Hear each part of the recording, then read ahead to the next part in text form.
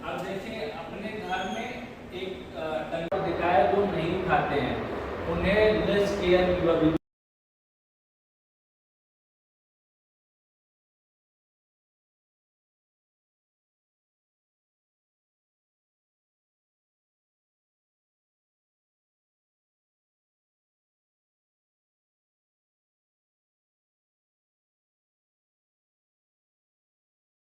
मैंने क्या बोला सबसे पहले कि 60 से 70% चांस होते हैं कि उसके लिए दोषी कौन है, माता और पिता। और बाकी अभी 40-30% बचा है ना, 30 से 40% बचा है ना, जिसमें इन्वायरमेंटल, जेनेटिक, मतलब पीयर प्रेशर, एजुकेशन, उनकी क्वालिफिकेशन, सारी चीज़ें आ जाएंगी। अभी सपोज दैट आपकी एक औरत की एक माँ के बराबर और आपका बच्चा है 1 साल से कम उम्र का, और बच्चे को आप छोड़ के कहीं भी घूमे, बच्चे का कोई भी परवाह ना करे, जब वो रो रहा है आप बच्चे को गोद नहीं ले रहे, तो बच्चे को क्या होगा ना, मिसट्रस्ट डेवलप होगा, और वो डेवलप हो जाएगा उसी अवस्था में 1 साल से 1.5 साल से कम उम्र में वो डेवलप हो जाएगा। वो उसका रिफ्लेक्शन कब दिखेगा, 15, 16, 17, 18 साल की उम्र से। सर ऐसे तो रोते हुए बच्चे को तो कोई माँ बाप छोड़ेगा ही नहीं जी, कोई बच्चा रो रहा है उसको तो सभी उठा लेते हैं। हाँ उठा लेते हैं, लेकिन हमने बहुत ऐसे माता पिता को दिखाया जो नहीं उठाते हैं, उन्हें लेस केयर गिवर भी बोला जाता है, जो बच्चों का ध्यान नहीं देते हैं। तभी तो हम अपने समाज में देखते हैं बहुत ऐसे बच्चे घूमते हैं तो सर जिनके परिवार से, उनके माता पिता से कोई लेना देना ही नहीं होता है। तो सर एक मैं इंटरप्ट करना जी, चाहूँगा। बताएं। जैसे हमारे यहाँ सेंटर में 80 बच्चे हैं, हाँ 80 में से 60 को मैं पर्सनली जानता हूँ। हाँ वो सब अच्छी फैमिली से हैं, और इवन मेरे से ज़्यादा इनके पेरेंट्स ने इन पे ध्यान दिया है, मैं खुद देखने वाला हूँ। ओके घर से ओके घर। ओके ओके मैं बता रहा हूँ, आपके सवाल का आंसर दे रहा हूँ। इसमें भी बहुत प्रकार, बहुत कैटेगरी होता है। अगर हम पेरेंटिंग कर रहे हैं तो स्ट्रिक्ट पेरेंटिंग कर रहे हैं, या नॉर्मल पेरेंटिंग कर रहे हैं, या निग्लेक्टिव पेरेंटिंग कर रहे हैं, और इसके बाद भी इसमें कुछ ऐसी चीज़ें होती हैं जो कि बहुत ज़्यादा मायने रखती है, जिसे बोलते हैं प्रेशराइज्ड पेरेंटिंग। अगर हम दबाव देकर पेरेंटिंग करें तो भी वो बच्चे सही नहीं हो सकते। और इसी स्टेज में आता है फिक्सेशन। फिक्सेशन आता है, अगर हम बच्चे को भी, जैसे 1 साल से कम उम्र का बच्चा है, उसे दिन भर में 1-2 बार दूध पिलाने की आवश्यकता है, 3 बार पिलाने की आवश्यकता है। माँ अपने स्तन से उसे 5 से 6 बार दूध पिला रही है, और उसे 1 साल के पहले दूध पीना छुड़वा देना चाहिए, लेकिन माँ अपने स्तन से उसे 3 साल तक दूध पिला रही है, तो उस अवस्था में बच्चे का फिक्सेशन हो जाएगा।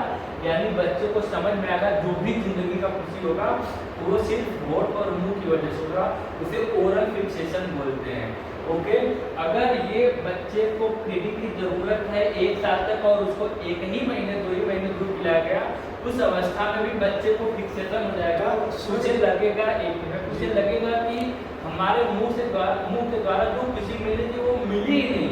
तो बड़ा होकर जब रिफ्लेक्ट होंगी ये चीज़ें, तो मुंह की खुशी के लिए जो प्लेजर उसको मिलता है उसे वो ढूंढेगा, तो सिगरेट पिएगा, अल्कोहल पिएगा, लिपस्टिक डालेगा, या नेल बाइट करेगा, लिप बाइट करेगा, ऐसी चीज़ होती है।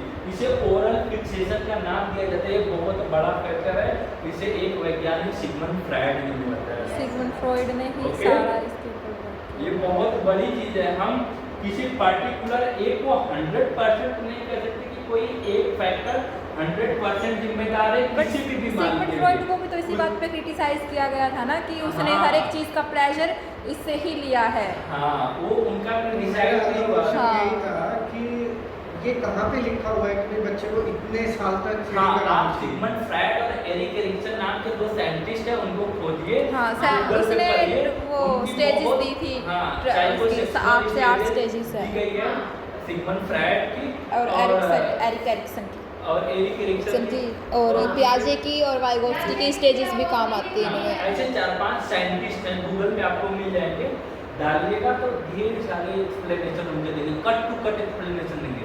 आप उनकी थियरी पढ़ने के बाद आप खुद को एनालिसिस कर सकते हैं कि हमारी सिचुएशन क्या है, इवन यहाँ तक ये चीज़ें राइट होती है। तो मैं बता रहा था, आपने टॉपिक से भटकाया, तो मैं बता दिया कि ओरल फिक्सेशन अगर हो जाता है तो आप बच्चे का लालन पालन कितने भी उसे सुख सुविधाएं तो देते बात हैं आपकी वो सही है, अफेक्ट but करती है। हमारे कल्चर में हम भी देखते हैं किसी भी फैमिली में, इवन किसी भी पूरी कम्युनिटी के अंदर हाँ 2-3 साल से पहले तो फीडिंग हटाते नहीं है। यही तो गलत है, गलत है, मिनिमम 2 साल तो फिर भी करवाती है। गलत है ना फिर वो करवाती आप है। देखिए- और जो छोटे वाला होता है वो 3-4 साल तक चलती है उसका तो। काफी ज्यादा हाँ हाँ हाँ। आपने जो बोला फिक्सेशन वाला तो मैं समझूं कि आ सकती है इसीलिए उसका अनुमान नहीं हुआ।